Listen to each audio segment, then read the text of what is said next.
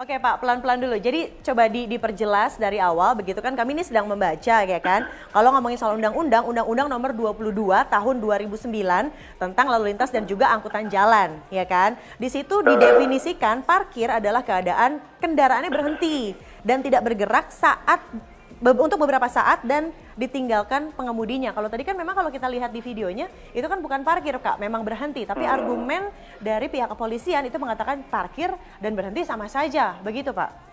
Jadi gini, saya jelaskan. Mungkin kesalahpahaman aja. Jadi gini, kalau kita lihat daripada definisi apa yang ada dalam Undang-Undang Nomor 22 2009, parkir itu adalah keadaan kendaraan berhenti atau tidak bergerak untuk beberapa saat dan ditinggalkan pengemudinya. Betul, itu parkir ya. Kemudian berhenti adalah keadaan kendaraan tidak bergerak untuk sementara dan tidak ditinggalkan pengemudinya.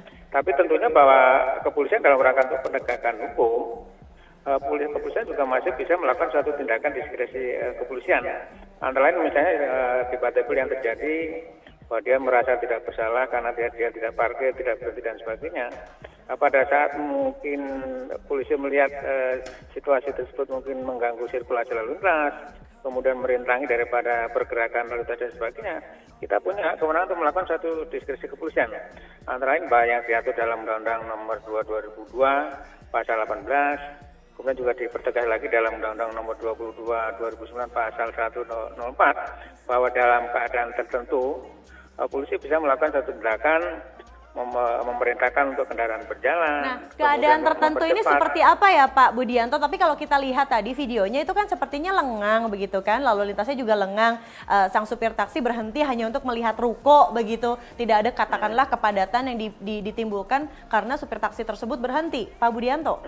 Ya, karena bisa juga mungkin keadaan tersebut mungkin merintangi. Kemudian di tempat tersebut mungkin ada rambu-rambu.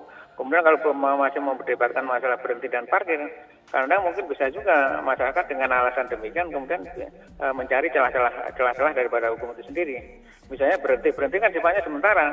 Kalau berhentinya terlalu lama, petugas juga berat untuk memerintahkan untuk meninggalkan tempat tersebut. Gitu. Oke, tapi logikanya begini Pak, kalau misalnya memang berhenti dan melihat ruko, tadi kan sekali lagi ya definisinya hanya untuk sementara waktu. Pun di situ tidak ditinggalkan kendaraannya. Katakanlah bila diinstruksikan untuk Pak ada apa ya, bila ditanya seperti itu, saya menempatkan diri sebagai supir taksi tersebut Pak, saya akan, oh ya sudah nanti saya akan pergi. Ketika ditanya surat-surat pun kelengkapan suratnya memang sudah lengkap begitu Pak Budianto. Ya, itu kan baru alasan sepihak. Tentunya kalau kita berbicara masalah berhenti sifatnya sementara, kita tidak boleh lama-lama. Pada saat itu mungkin petugas saya yakin bahwa tindakan tersebut saya kira punya suatu argumentasi yang kuat. Kok ini taksi kok berhenti lama sekali ya? Mungkin karena merasa situ ada rambu-rambu, walaupun rambu-rambu larangan parkir karena berhentinya terlalu lama. Nah, kita petugas mungkin menggunakan diskresi kepolisian untuk memerintahkan supaya pengemudi taksi tersebut untuk meninggalkan tempat. Karena dalam rangka diskresi kepolisian, kalau pengemudi kendaraan bermotor kemudian tidak mematuhi perintah petugas, itu pun juga diatur dalam Undang-Undang Pak Budianto, jadi kesimpulannya Bapak kan sudah melihat ya video ini. Kesimpulannya menurut Bapak pribadi itu supir taksinya itu stop atau parkir sih? Halo? Pak Budianto? Saya sepintas melihat bahwa argumentasi daripada pengemudi taksi bahwa dia merasa tidak bersalah karena mungkin itu ada rambu-rambu larangan, kemudian dia tidak meninggalkan kendaraannya itu sendiri. Tapi jadi apa yang stop saya atau parkir ya Pak? Ya? Jadi stop atau parkir itu? Di situ ada larangan parkir.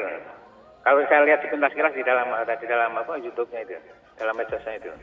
Oke, terima kasih Pak Budianto sudah bergabung melalui sambungan telepon di studio Medsos Netizen News. Jadi sudah semoga terbuka begitu pencerahan bagi kita semua bahwa stop dan parkir definisinya dengan segala undang-undang yang disebutkan. Jadi tidak akan miskom lagi nanti kalau ditanya sama polisi atau di jalan begitu, ini stop atau parkir, argumennya yang kuat. Oke, pemirsa.